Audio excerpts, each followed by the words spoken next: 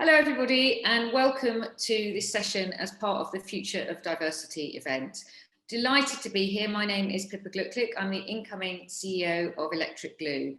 I'm a former president of Women Leadership Club WACL, and as part of that I sit on the steerco of Time 2, which is a cross-industry initiative to end sexual harassment. And so whilst I'm moderating this panel, I'm also here representing Time 2, so I will be talking a bit about my experiences and thinking around that. So our session today is a little different because we're talking about how to create a better workplace so everybody can thrive post-pandemic. And we're talking really about how to make all of your diverse talent really come to life in this very different world when we come back. Importantly, I know that the panel and I really want to focus on actions, not words. It's a real pivotal moment for the workplace and our industry to do things better. So in the time that we've got, we really hope to give you some clear actions about what to do within your businesses, be that if you're an employee, a leader of an organisation, a freelancer or whatever. This applies to absolutely everybody. So let's crack on. We all know that, all being well, lockdown restrictions will lift on June 21st, although we know that there is some uncertainty around that, paving a way for the UK to return to some sort of normality. And hooray for that. I'm sure we're all delighted to see that some sort of normality return. But we also know that the impact of the global pandemic has forced a once-in-a-lifetime re-examination of the future of work.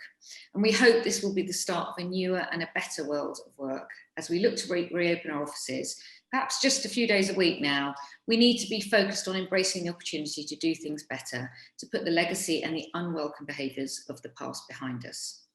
So we're aiming to give you some key points on how to build a better workplace. I just wanted to flag quickly here that this session applies to everybody in the workplace, but a large proportion of it is likely to be focused towards women and their experiences. And particularly that has been as a result of the tragic death of Sarah Everard, who was one of our own. And you'll see from the panelists that quite a few of us will touch on that, and that's part of the reason that we're here today. But it's also because women are disproportionately affected by many of the bad behaviours that are so prevalent in our business. And in sexual harassment, which is, as I mentioned, something that I'm here to talk about, 97% of young women aged 18 to 24 have experienced sexual harassment in the office in the UK. And specifically in Time 2, which is for our industry, 34% have been sexually harassed while in the advertising and marketing industry. So some really shocking statistics. So we've got an absolutely cracking panel who are brilliantly well placed to talk to you about some of these key issues to consider when returning to work. Jamie, Deborah and Paul, and I'm going to hand over to them all to briefly introduce themselves. Deborah. Thank you, Pippa. So I'm Deborah Williams, the founder of the Women's Association. The organisation is set up to empower and support women to be their authentic selves, whilst challenging mindsets, cultures and frameworks that make us feel like we have to be anything other than ourselves to thrive. And oftentimes you see that heavily perpetuated in the workplace and in education. And so a lot of our work is around making the workplace more suitable and more effective for women. And that's why this panel is really important to me. I've spoken to so many different people about this topic already, so just excited to share some of my learnings with you. Thank you so much, Deborah. It's a pleasure to have you here. Jamie. My name's Jamie Klingler. I am one of the founders of Reclaim These Streets, which was the organization that had set up a vigil for Sarah Everard about 8 weeks ago, which was then canceled by the police, and we sued the police for our right to human right to protest. In doing so, we've ended up raising £550,000 for women and girls organizations that is going to ROSA, which is a fund that'll go to grassroots organizations. So we're very proud of that. But our mission statement has become about women in public spaces and our safety and our ability to not have to do that text me when you get home that we're so accustomed to doing. And so our main goal is about, when those work events end, how are those women getting home? How are people attending work events and feeling safe and feeling okay? And how are we making this whole adjustment of going back to the office a really comfortable one when everyone's got different anxieties and different pressures? Fantastic, thank you. And last but not least, Paul. Hi Pip, delighted to be here and delighted to be the token man on this panel. So I am Paul Frampton-Calero, used to run the media group of Havas. These days I run a hybrid consultancy agency that helps brands with the kind of increasingly complex digital landscape and tech and data. But my purpose of being here today is because I'm a future work advocate, big believer that there is much better ways that we can structure companies and culture to get the best out of our talent. And secondly, because I'm also a feminist. So I set up recently, after the horrific Sarah Everard events, I set up I guess an initiative, a movement called Yes All Men, as an antidote to the Not All Men hashtag that was traveling around. And I'm sure we'll talk a little bit about that later. I certainly hope so. Thank you all. It's going to be a really great session. I'm really looking forward to it. Right, okay. If it's okay, Jamie, I'd love to start with you. So we've touched already in the brief time we've been talking about Sarah Everard and what you did specifically in response to that.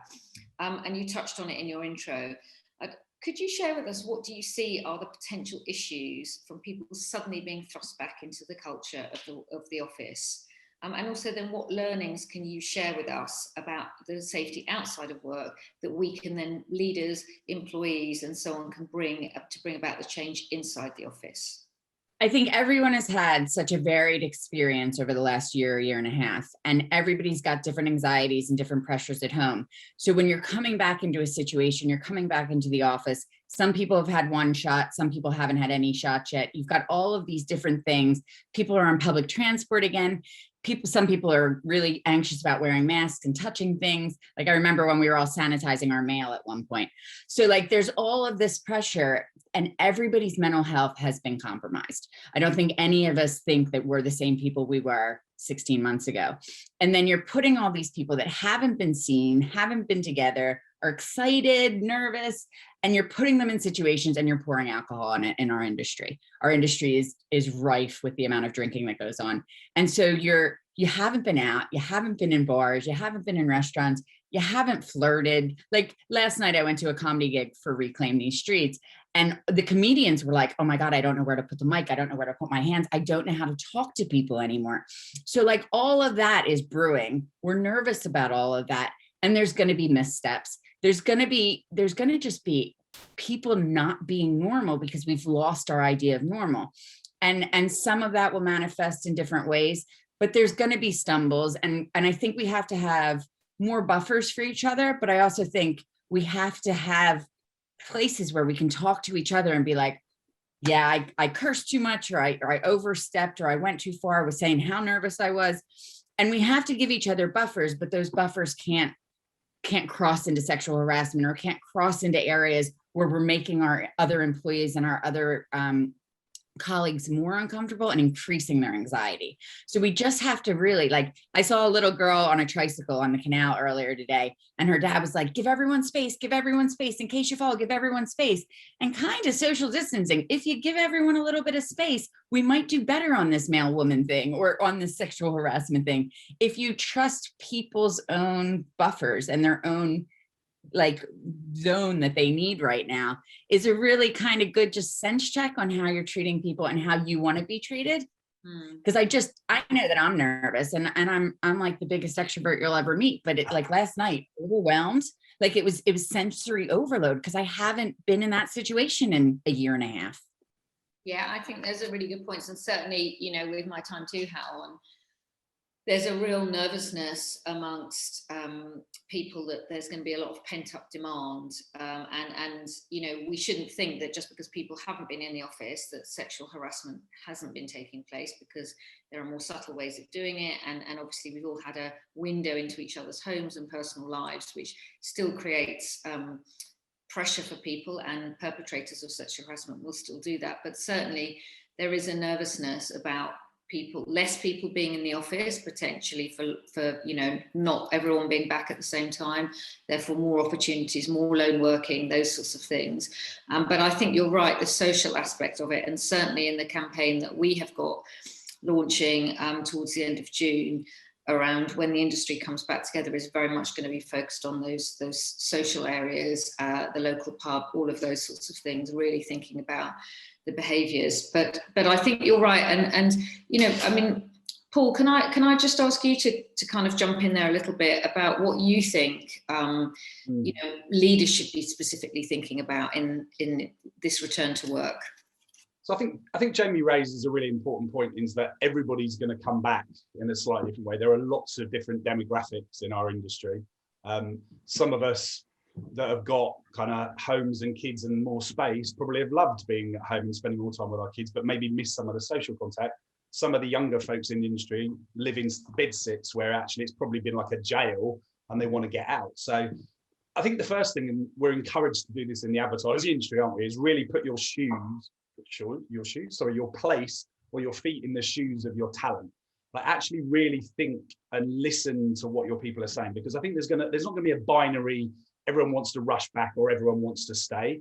And I think there's too much going around on social media about kind of that binary, you have to be in an office in an agency to be creative or do a pitch, or I don't ever want to go back to the office or go on a train again. I think the truth is probably somewhere in between for most people. Yet we as like leaders of businesses, when you sit in a room and you debate these things, you end up getting to quite binary solutions, which is let's make it 3 days and 2 days. And I don't think that's where people's heads are. People's heads are, well, actually, I've done a really good job and you've seen more productivity than probably ever in the last 16 months. So why can there not be a little bit more flexibility, a bit more trust?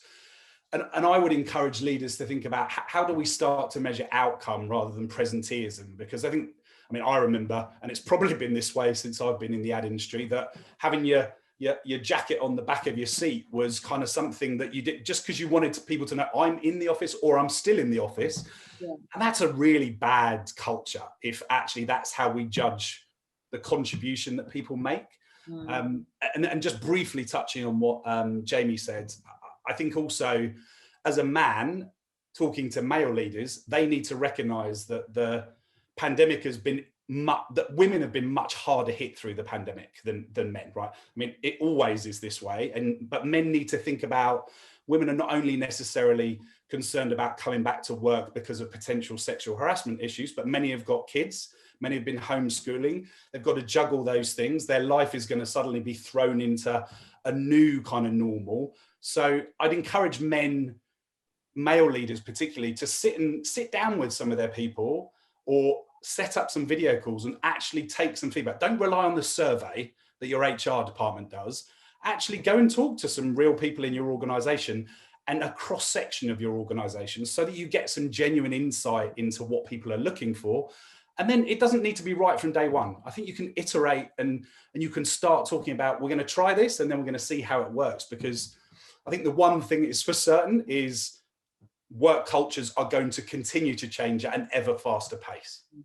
I think you're absolutely right. I think that listening is really important, and also making sure that you're listening. Everybody is have a voice, because there'll always be people, particularly those from ethnicized and marginalized communities, that are quieter, and as a leader, making sure that you look to everybody, whether that's on a one-to-one or however you choose to do it, that you hear their voice and how they're feeling about it. And I'm going to come back to you later, particularly around, because male leaders do tend to dominate, but right. Just thinking around the anxiety that men might be feeling about coming back to work, because I think the goalposts have moved, and what you say and how you say it and how you show up and all of those sorts of, that we're a very kind of kissy industry, aren't we? It's very normal to kind of lean in, and that's not acceptable anymore, I don't think. So I'd like to come back to you, but Deborah, I'd really like to bring you in, if that's okay.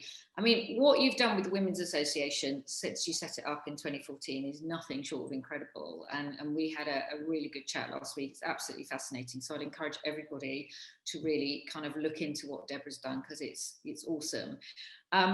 So we know that there's a lot of anxiety and nervousness about coming back to the office. We've touched on that. And also particularly how people show up when they're back. We've all had this level of distance. We've all changed, as Jamie touched on. So for people who are feeling like that, and they may be doing that even more so than before, what advice would you give them on how they can best prepare themselves to thrive and be their best selves when they do come back into the work environment?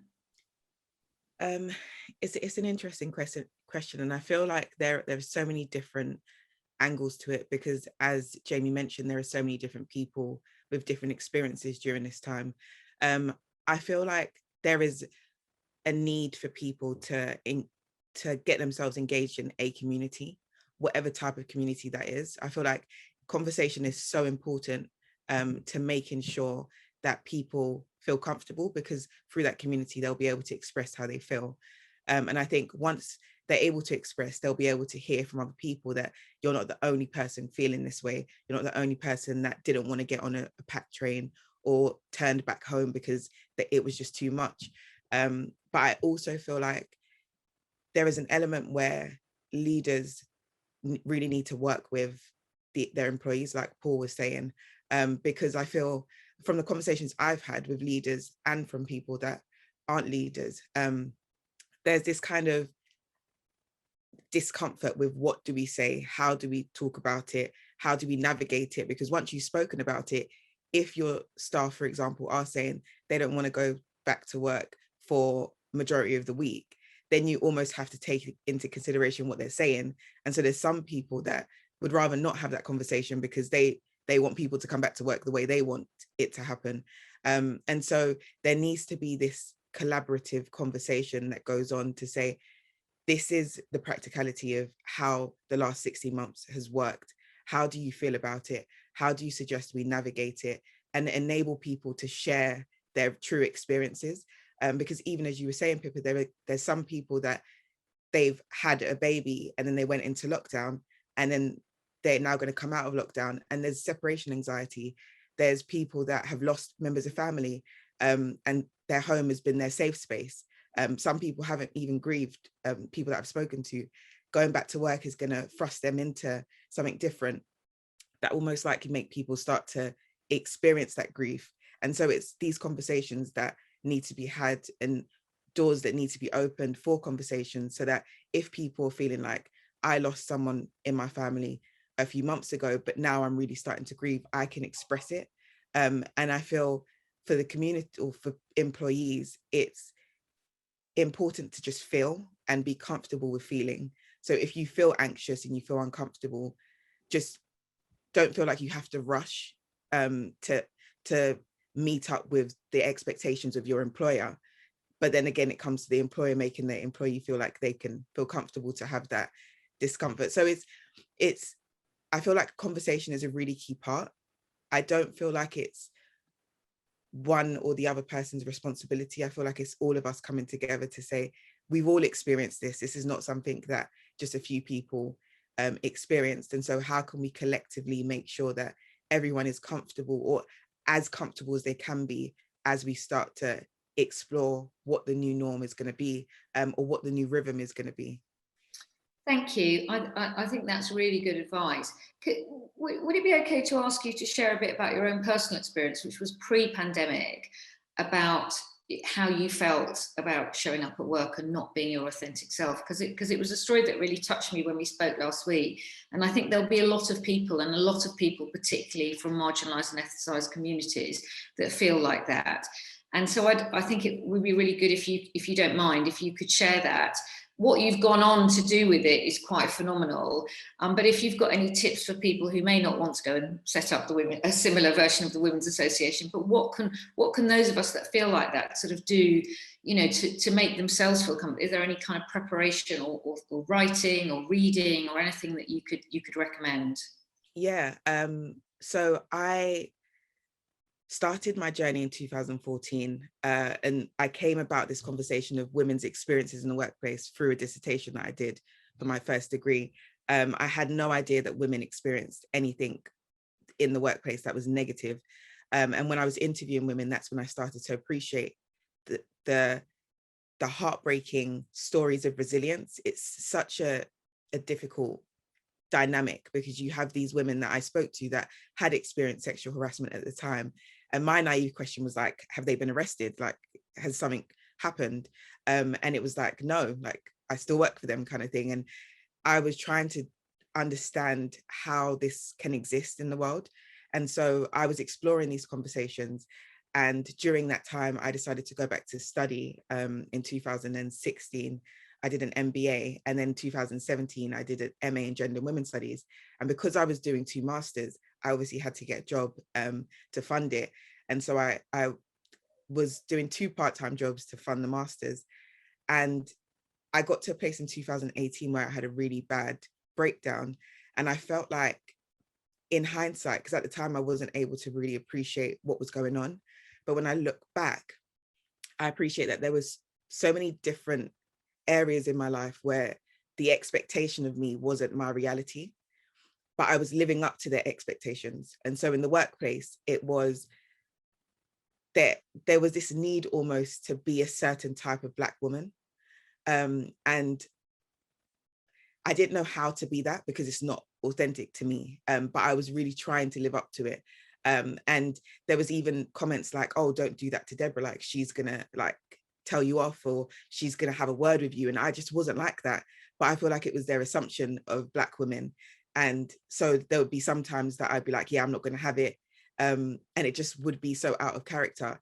And obviously when I worked there for about 2.5 years, if you continue to come to work and play up to whoever they expect you to be that day, ultimately you lose yourself. And that's what ended up happening to me. And I didn't know who I was, and I didn't know how to navigate myself or my journey in isolation of what everyone was telling me I should be.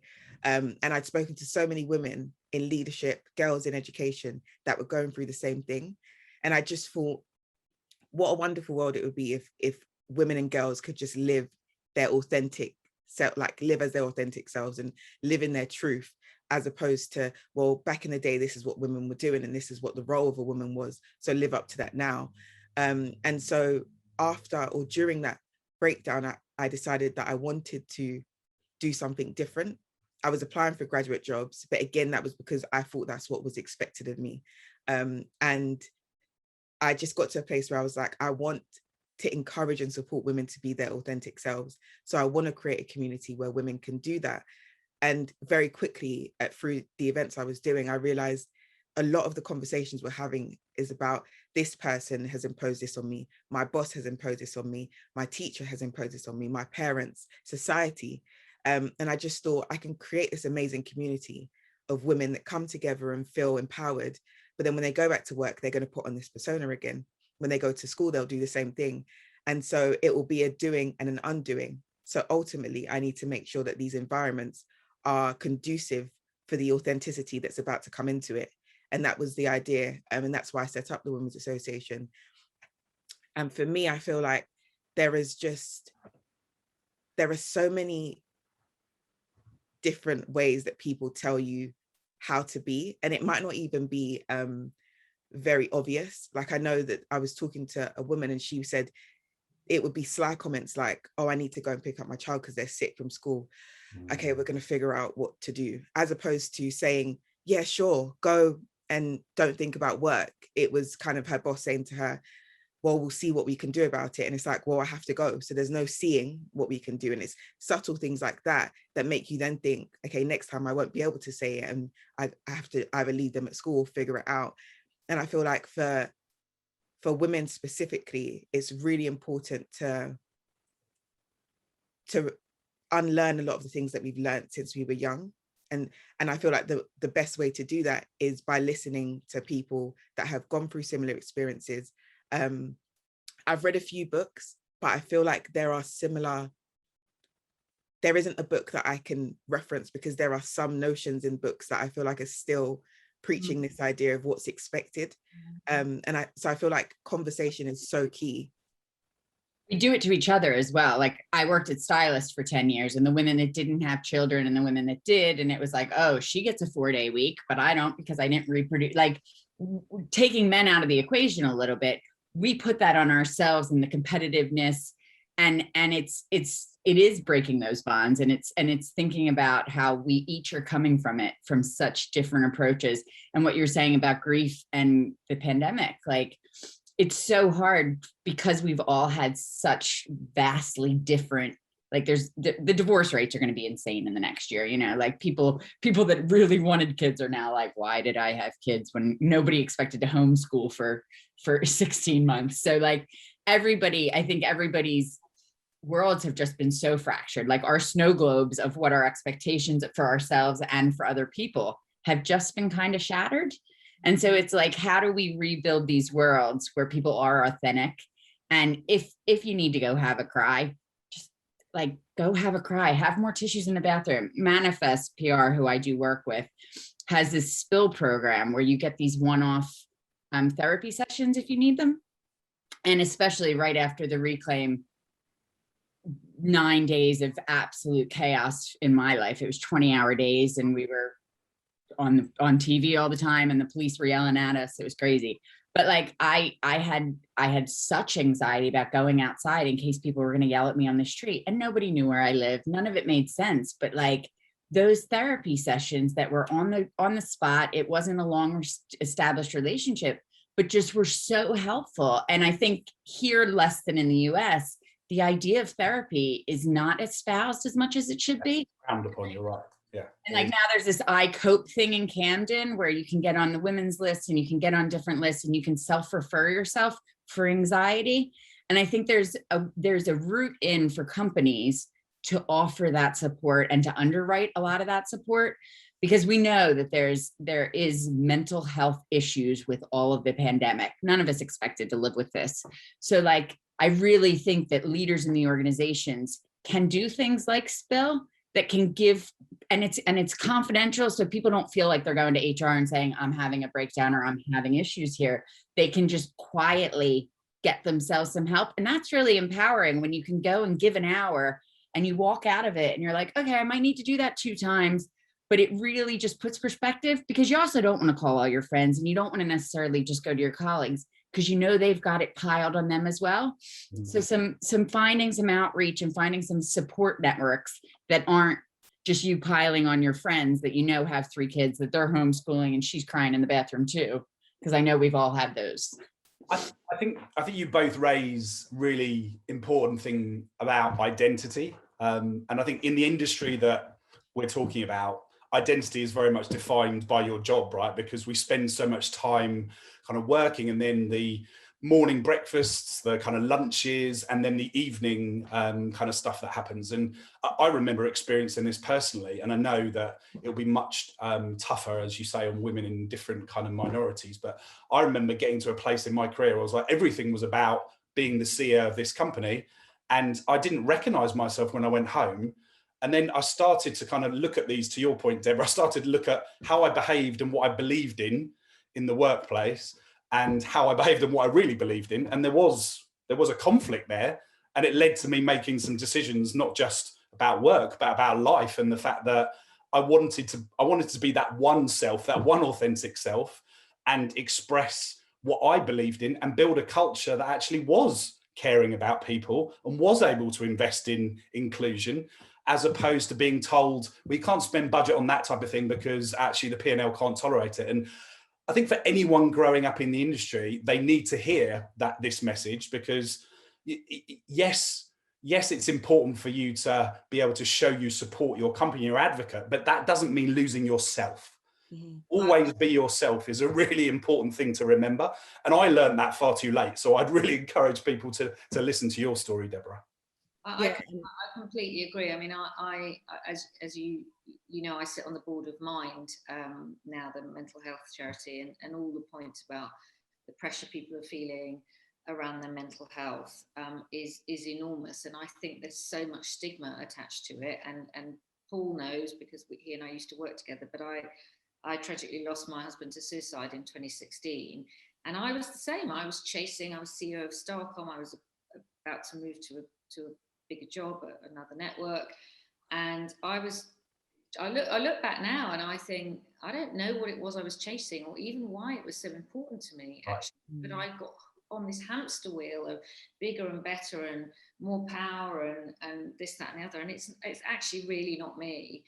And it took, a tragic loss to kind of stop me in my tracks and go, actually, what is important in life? And I wasn't the week that my husband died. I was running a big pitch. It was the most important thing in my world at the time. I was working late on it. I was not really paying much attention. I will always wonder whether, had I not been so obsessed with work, whether I might have noticed, whether he might have felt more able to talk to me. Who knows? But I think you're right, and I'm really open about talking about them. And I'm quite an open person anyway, but I will talk about it really openly, partly to try and remove the stigma of mental health, and partly because you know, as a leader, I have, you know, when I had a big title, whatever, I still am a person, and I've still got enormous challenges in my life and enormous things that I'm dealing with that affect how I show up at work. And I think it's a really good message to a lot of leaders, and also for a lot of people, team members, to look at their leaders as people. They don't have all the answers, and they may, you know, have made some mistakes along the way, but actually help them. The worst thing you can ever do in a review is have a review and someone goes, this has been pissing me off for the last 6 months. Actually try and be forthcoming. I know it's easy to say, but I think this whole thing about, you know, being your authentic self and feeling comfortable at work, it is very much a two-way street. Well, so listen, thank you all, because lots of kind of personal stories there, and I really think that those really resonate with a lot of people. Certainly when I've had conversations with you, they really have resonated with me. So I'm just going to move us on a little bit, actually. And Paul, it's something I touched on earlier, and I'd like to talk a bit about kind of, you know, time two in this is, you know, men coming back to the workplace, whether you're a leader, whether you're a graduate, or you know, you're working in production, anything, whatever there's some, how to show up, how to be at work. There must be a nervousness around, particularly, I mean, this is for everybody, particularly for men. What can I say? What can I do? How do I act? Can you just, what are the conversations that are coming up in your with men in the industry? So I think there are two parts to this whole equation. I think the vast majority of men have never really been put up close and personal to the reality of what it's like to be a woman. And women's safety issues, the harassment, the inequality in pay, the fact that you get talked over, the banter in a male-dominated room, blah, blah, blah. There's so much of it. And the Yes All Men group that we've started, which is an event that we run every month, where we bring along a female that is willing to share their personal story around the hard truths of what they face. Sometimes that's harassment. Sometimes it's really, really upsetting harassment. And it's active listening for 10 to 15 minutes, where the men are encouraged to just sit there, observe, and then in groups afterwards talk about what they heard. So there's that aspect of the fact that men need to have much more empathy and understanding to appreciate what they need to do. And I know Jamie will talk about this from what can leaders do to help women feel that they can get home more safely. And then the other part of it, which is slightly separate but very, very clearly linked, is the issue around masculinity. I mean, men have been brought up to be strong, not to show their feelings, not to show their emotions. And I mean, you touched on your own kind of very difficult personal story, Pip, that male suicide is much higher than it is in women. And I think that contributes to the other issues that we're talking about, right? Because men, and I know this because I've been like this, that I find it quite difficult to express my emotions openly, particularly amongst other men. And the interesting thing, you've got a group of men that turn up to our event who are very, very progressive and want to make some change. You've got a group of men that have come and gone, I really need to understand this better, because I never realized my wife carried the key like this in her hand. I thought there was other women that did that. Other men kind of separate their sisters, their daughters, their mums from other women. They go, well, this woman on a train or in a club is fair game, and I treat these women differently. So there's all of this stuff going on. And I think it's, to your point, Pip, it's easy to say that men just need to sort it out. And there is definitely a truth in that, but also they need help to understand what to do. Because it is actually really tough to call out your mates as a man in a WhatsApp group or in the pub or whatever. There will always be one or two guys that will try to make you look weak and take you down. And they're actually the problem. But of course, they're the ones that we need to stop this underlying kind of everyday sexism that objectifies women or kind of starts to kind of create the foundations, which eventually leads to what happened to Sarah Everard. Or in fact, as you said, Jamie, like the fact that 2 women were murdered last week, 120 by a 20-year-old man and a 21-year-old man. I mean, how we've ended up in a society where a man that's 20 murders someone a woman in their mid-50s is mind-boggling. But it's about safe spaces, I think, where men can confront some of this stuff and talk about it and think it through and learn how to behave differently. But also, and we will also need to do this, to bring men and women together to have those safe space conversations, so that then, and when do they happen? I mean, there's lots of female only groups, and there's lots of, like, men aren't very good at coming together to talk about stuff other than football and work, but we need to help men to actually have conversations about their life, their feelings, the women in their life. I mean, I belong to this another thing which is called Men Day, which is 12 men who get together all in the ad industry once a month to basically talk about our feelings and our issues. And we talk about everything from divorce to suicide to work to ego to identity. And I found it really difficult at the beginning, but now it's probably, to your point, Jamie, it's probably the best therapy I have every month, because I talk to a bunch of men who then support me and follow up and go, I'm really glad you shared that. Do that again. And just that type of thing will help them be better supporters of the women in their teams. They'll be better husbands, better partners, because they suddenly realize that actually they can open up. And once they open up, they can help more. And I think, one of the things that happened during the surrounding period with the Sarah Everard case is that because there was such a spotlight and it was an international issue, that it felt like Middle England was talking about it at their dinner tables.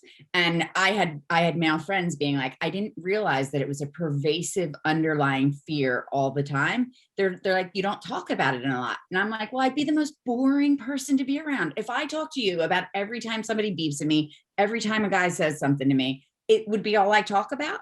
And like, it's just not worth the headspace. I'm so conditioned on how to deal with it and how, but it does, like, I had to deal with it. Talking about it on the news and talking about it with so many people over the last 2 months means that I felt more scared. And it's not that my level of violence against me has changed in the last 2 months, but when you're talking about it and reading about it and trying to help other people about it, you need outlets for yourself to deal with it, because if you talk about violence against women all the time, you feel pretty vulnerable to violence against women all the time. So again, it's looking at those roots, looking at those outlets like Paul was talking about, so that my authentic self doesn't become a terrified girl that can't go outside and can't feel the bullshit Philly thing that has been my personality for the last 20 years. So it's finding and like finding people like Deborah to talk about, okay, how do I do this? A friend of mine, Elizabeth Banuka, does all kinds of work in D&I, and she's like, it's so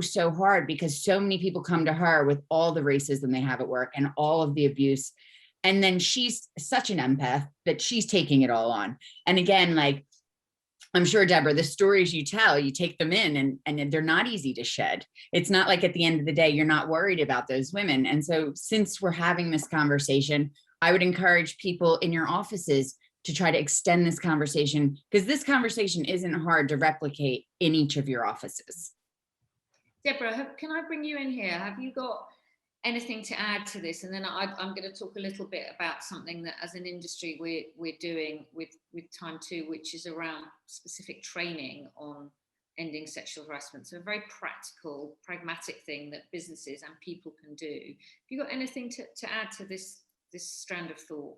Yeah, it was just to what Paul said actually that came to mind about bringing the conversations together with women and men. And it's been something that I've been so passionate about from when I started my work in the first place, because I just felt like in isolation, there is a lot that you can do with regards to allowing healing to take place, but to actually create change, you need to have the conversations together. And when I would often sit down with a lot of male leaders, I would try and create that environment just through our conversation. And I would hear some of their views, and some people that have said to me that they feel like women are whining too much. And I feel like, as much as it's a really difficult thing for me to hear, and it was for me to have heard at that time, because I was at the beginning stage and being a Black woman, I just felt like there was even more that's going against me, sitting with this white man and he's saying that. How do I navigate the conversation? But I felt like if we had a room where there was women and men, and he could feel comfortable enough to say, I feel like women are whining, and women could educate him on why we're not whining, that would be more productive than women coming together and talking, and then these leaders having these views, because ultimately when you go back to the companies, these are the people that are in the way almost, or at the top. So there's going to be a difficulty, and so I feel like bringing the conversations together is really important. But then again, there needs to be this element of what you said, Paul, that happens with Yes All Men, the listening to learn, listening to understand, and not listening to respond or listening to defend yourself. Because when people talk about patriarchy, sometimes men feel like they're being attacked. But the reality is there are so many issues with the patriarchal system. And so it's just creating these environments again to have conversations, and through those conversations bringing out solutions that can really help change things. And I'll say this quickly, one of the programs that we have is really about bringing out the vulnerability in leaders. A lot of the leaders that we speak to are male leaders, and we found that bringing these male leaders together with young girls really brings out that vulnerability because of the innocence of children. And so there's so many different ways that we can do that, and we can have these conversations, and that opens up for more conversations internally. And I think that's one of the things I loved when we chatted last week is your focus is really on making things transparent and accessible. So not just talking to male leaders or female leaders, but talking to, you know, the receptionist or the cleaner, do you know what I mean? Just to sort of show people that whatever you want to be is okay. There's not only one route to success, and what works for you. And then just kind of touching a bit on, you know, time two, which is obviously a cause very dear to my heart. One of the things we've been really focused on in setting up time two, which is between NABS and WACLA and the Advertising Association, but supported by industry bodies, ISBA and IPA and so on, is really about making it practical. So there's a code that we wrote, which is about where businesses can sign up for it and become endorsers of the code. And it's really clear directive on what good looks like and how to end sexual harassment.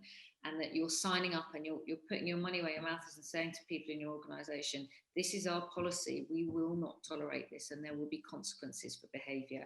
And we look at it very much from not just the victim, but the perpetrator, from the bystander, so that everybody can kind of understand what is acceptable. And last year, we launched, which obviously didn't really take off, some training. And there's a 30-minute taster which everybody can do for free. We've gone it online, which really just sets out, you know, what is acceptable. It's not an in-depth session, because we'd like businesses to sign up for that, which is a longer 2-hour session. But it's really useful to look at, and please do sign up for the training, because it will talk about, you know, should you lean in and hug people? Should you say, all right, love? Those sorts of things. And I think those are really important, and it's very practical. And as leaders or as employees, if you're an employee and your business is not signed up to time two, why isn't it? You need to ask that question. And if you're a leader and you're not signed up for time two, or even if you are, but you haven't implemented the training yet, please do get in touch, because it's really important. And it's just a brilliantly simple, practical way to bring people back in this work environment and make them think about the behaviours that they used to do that aren't acceptable, have actually never been acceptable, but are particularly now not acceptable in this new world order. So I really encourage people to, there's loads of brilliant assets, there's emails, there's things that you can send out to your staff. So I'd really encourage people to look at time two. Lots of shocking stats as well about the behaviour that men and women, because sexual harassment works both ways, have to put up with. So I'm being told that we're kind of running a bit short of time. It's been a fascinating conversation, and thank you to MediaTel, because originally we were half an hour, and then we all said, no, we want longer, so we've made it 45 minutes, but actually we could bang on for a lot longer. It's been really fascinating. So listen, I hope people have found this useful, practical, and personal as well. I certainly have.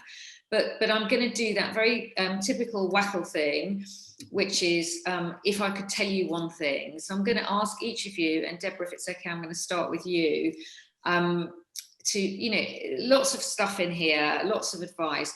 If there was one thing each of you were going to ask people who are tuning into this session to do or to think about as a result of this, what would it be?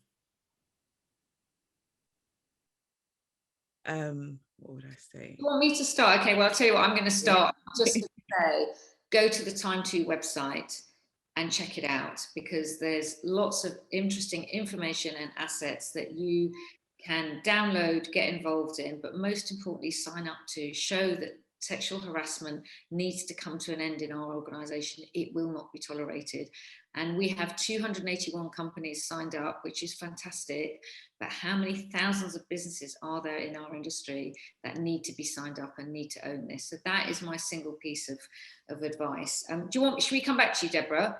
Yeah, yes, please. You go. I sorry, I missed, if it's me, I can go. I would say like subsidize cabs home at 10 p.m. after work events, and that can be available to everybody. But mostly my rule was like, if I would have paid for a cab home myself at that time of night, I should get one on work if I'm at a work event, especially if booze is involved. And I think that just makes it easier, because you don't have people that might be inebriated getting on buses or making that safety getting home a bit scarier. So it just makes it a little bit easier, and we can afford a couple cabs. Good. I think that's good practical advice. Paul. So my message, I guess, is to any leader, particularly to male leaders, is that you're a leader not just to drive the P&L and to develop the business. You're a leader because you're there to build the best environment and to help people be the best they can, and to feel that they can bring their whole selves to work. So it's in your gift to actually make change. And there are so many resources, Time to, Women's Association, Reclaim These Streets, Bloom.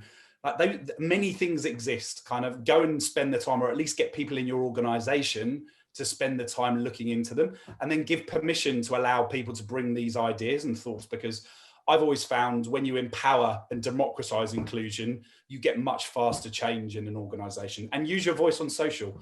Actually amplify female voices, female Black voices, because all of us can help kind of amplify the conversations that need to be heard. Brilliant, thank you. And last but certainly not least, Deborah.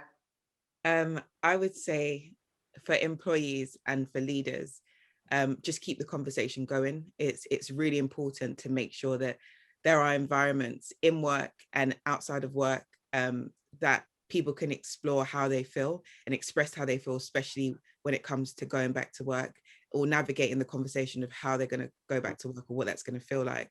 And I feel like for leaders, there is this need to be intentional with the solution and the change that we're making, as opposed to reactive. Don't wait until something tragic happens to start to then see what can we do to put our voice out there, or to be seen as doing something, but actually listen to the voices of people that are in your organization, and then take tangible steps to help create a better working environment, not just after the lockdown, but moving forward for all different types of groups, diverse groups that there are. So yeah, that's what I would say. Brilliant. Thank you all so much. Thank you, Jamie, Deborah, Fram. Really, really appreciate it. And big thanks to MediaTel for giving us this platform and putting on such a fantastic event. Thank you all. Thank you. Thanks, Pip. Bye.